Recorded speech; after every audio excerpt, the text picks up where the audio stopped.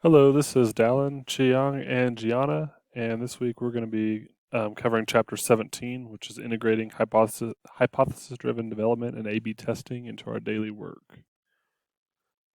So the faster we can experiment, iterate, and integrate feedback in our product or service, the faster we can learn and out-experiment the competition, which is extremely important because if we don't out-experiment the competition and create new features and products for them that they will use, they'll turn to other sources for their needs.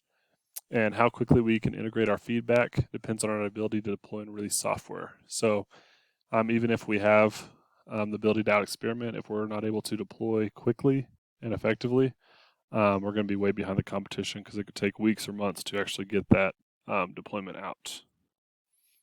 So the history of A/B testing. So there was two marketing strategies. One's direct response marketing, which is where A/B testing was actually pioneered. And that would be like back in the olden days, sending out thousands of postcards or flyers via postal mail and getting back responses from those um, consumers.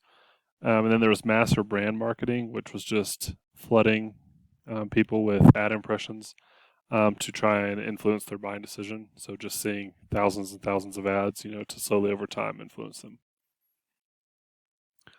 So what is A/B testing and how can we integrate it? So A/B testing, an example would be visitors are randomly selected to be shown one or two versions of a page. One would be the control, the other would be the treatment. So control would just be, the base page. The treatment would be a feature or something added to that control to be tested to see if it adds any kind of value. And then based on the statistics, we demonstrate whether there is a significant difference in the outcome of the two. And you can establish a causal link between the treatment and the outcome. So sometimes the treatment will actually lower the conversion rates. It could lower the response time or cause users to leave the site early. So that'd be bad. Or it could increase all those things and actually be beneficial for the website. So that's where this comparison would come in here. So performing meaningful user research and experiments ensures that our efforts help achieve our customer and organizational goals. So as I was saying, it could actually, like the treatment could actually be negative for the users. You don't want to waste your time developing features or any kind of time developing features that would negatively impact the customer experience. It would be absolutely pointless. You'd be better off sending your development team on vacation rather than spending time developing something that the consumers don't want. So how do we integrate A/B testing into our release? So fast and iterative A/B testing is made possible by being able to quickly and easily do production deployments on demand. So you want to be able to get the feedback from the A/B testing and be able to make changes based on those results quickly and on demand. You don't want to be like, okay, so we need to implement this feature.